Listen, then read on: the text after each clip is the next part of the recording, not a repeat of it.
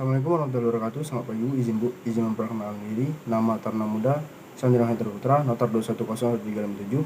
Saat ini saya akan memaparkan materi terkait dengan perencanaan jalan, yaitu perencanaan jalan dengan alignment vertikal maupun dengan alignment horizontal. Sebelum kita memasuki materi, kita harus mengetahui dulu yaitu tentang kontur tanah. Kontur tanah adalah garis pada suatu peta yang menghubungkan titik-titik atau suatu yang mempunyai ketinggian sama. Di lapangan, garis tersebut merupakan garis hayal ataupun garis yang tidak terwujud. Kemudian lanjut ke alignment horizontal. Alignment horizontal adalah proyeksi sumbu jalan yang dengan jalan tanpa median atau proyeksi tepi perkerasan sebelah dalam untuk jalan dengan sering disebut yaitu situasi jalan atau trase jalan. Terdiri dari garis lurus yang dihubungkan dengan garis-garis lengkung. Sebelum lanjut ke pembahasan materi, alangkah baiknya kita mengetahui tentang kontur tanah. Kontur tanah adalah garis-garis pada suatu peta yang menghubungkan titik-titik atau suatu yang mempunyai ketinggian sama, dan di lapangan, garis tersebut merupakan garis hayal ataupun garis yang tidak terwujud. Lanjut ke alignment horizontal. Alignment horizontal adalah proyeksi sumbu jalan untuk jalan tanpa median dan proyeksi tepi perkerasan sebelah dalam untuk jalan dengan median. Alignment horizontal sering juga disebut dengan situasi jalan ataupun trase jalan. Trase jalan adalah garis lurus yang dihubungkan dengan garis-garis lengkung. Adapun untuk merencanakan suatu alignment horizontal, ada beberapa faktor yang harus kita ukur dan kita tentukan, yaitu antara lain adalah gaya sentrifugal, di mana gaya sentrifugal adalah sebuah efek semu yang timbul saat benda melakukan gerak melingkar yang menjauhi pusat. Kemudian, lengkung peralihan adalah lengkung yang disisipkan di antara bagian lurus jalan dan bagian lengkung jalan yang berjari-jari.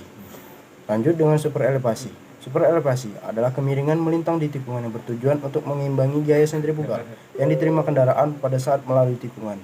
Dan ada lengkung peralihan. Lengkung peralihan adalah lengkung yang disisipkan di antara bagian lurus jalan dan bagian lengkung jalan berjari-jari.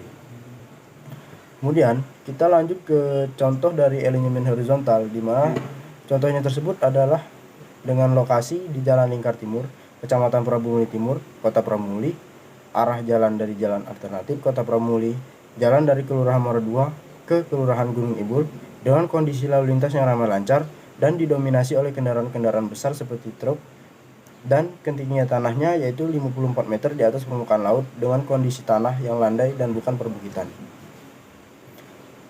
Adapun selanjutnya kita akan melanjutkan pembahasan ke alignment vertikal. Alignment vertikal adalah perpotongan bidang vertikal dengan bidang permukaan perkerasan jalan melalui sumbu jalan untuk jalan dua lajur arah atau melalui tepi dalam masing-masing perkerasan untuk jalan dengan median. Alignment vertikal disebut juga penampang memanjang ataupun profil jalan. Ada 4 cara untuk membuat alignment vertikal dengan menghitungkan kelandaian alignment vertikal, yaitu dengan naik turunnya jalan yang dinyatakan dengan kurang lebih plus persen, yaitu berarti jalan naik, sedangkan jika kelandaiannya adalah minus persen, maka jalannya berarti turun. Kemudian lengkung vertikal cekung adalah peralihan yang berada di atas permukaan jalan. Kemudian lengkung vertikal cembung adalah peralihan yang berada di bawah permukaan jalan. Dengan tujuan alignment vertikal mengurangi goncangan akibat perubahan kelandaian dan juga menyediakan jarak pandangan saat berhenti. Dalam penentuan alignment horizontal maupun vertikal, ada faktor untuk menentukan trase jalan dan dengan perhitungan.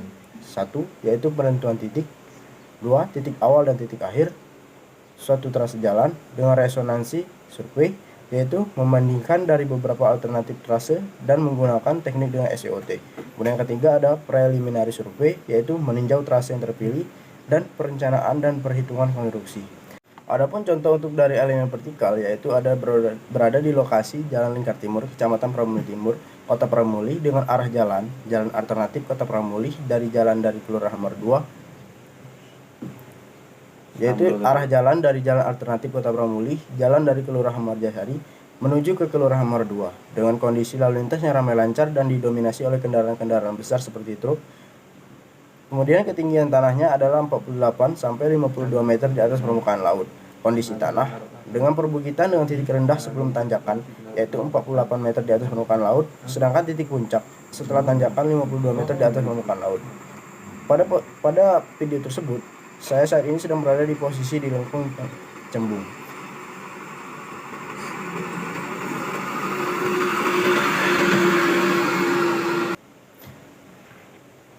Demikianlah yang dapat saya sampaikan terkait dengan perencanaan jalan, yaitu perencanaan jalan elemen horizontal dan juga elemen vertikal.